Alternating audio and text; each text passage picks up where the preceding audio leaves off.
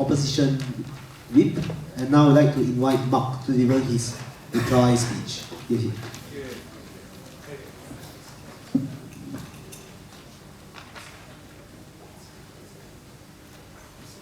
Mr. Speaker, there's a reason why Kota Kinabalu and Kuching and Miri are considered one of the most beautiful cities in the whole of Malaysia. And the reason why it is because there is development, there is attraction, there is efforts put in to ensure that people get the living that they deserve. But let's just talk about for a second, what do they deserve? We're not saying that we're robbing you.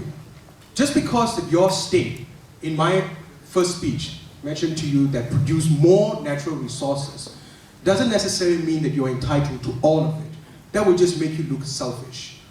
Eventually, under the context of federalism, in 1963, when the people signed the Cobalt Treaty, they understood what they had, and they understood how they can give it. They put their trust on the federal government to ensure that development happens.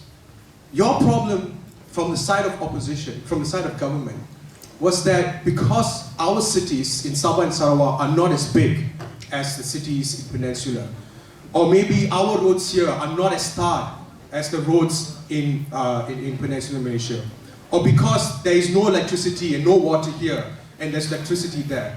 Well, Selangor has water problems. States like Kelantan are a lot less developed than Sabah and Sarawak. But do you see everyone wanting to run away? What we try to prove from you is that perfection is never the line for you to cross. But what is the ability for you to progress is the more important question. That is how democracy protects federalism. We understand that we cannot create a utopian world where everything is perfect.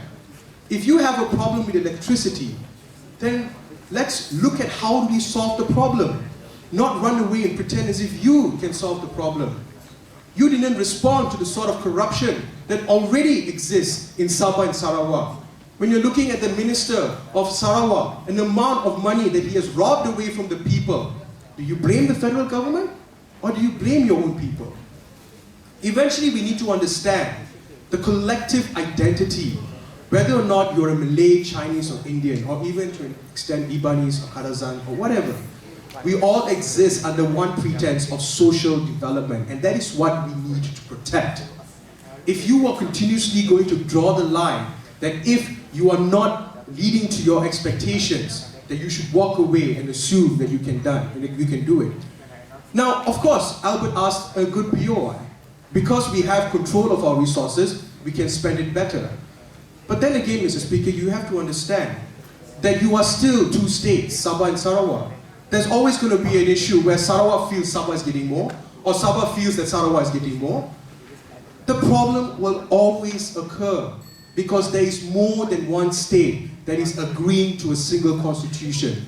The federal government has to worry about 14 states and 3 federal territories. Even the people in federal territories are still not satisfied in a big city like Kuala Lumpur. Because everybody is fussy, everybody wants more. But is that a reason for you to victimize the federal government who is trying to help you? We understand that we have not given enough, but that doesn't mean we will stop giving. We have always opened our doors to you. Yes, Yunus, even you.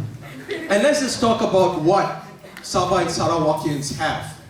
You have the Bumiputra rights. You have everything that is accessible for you. If you want to talk about oppression, let's talk about the oppression that was given to the Indians and Chinese and all the other races. Though that is unfairness. But do you see us wanting to create a revolution? Clearly in Noel's speech, he explained to you that people aspired in the last general election to vote for change. They didn't vote for secession when the option was given. So we are clearly telling you that people want to progress as one unit. Never run away, Mr. Speaker, because Borneo deserves to be a part of Malaysia. And I want to visit this country in my IC. We are very proud to propose.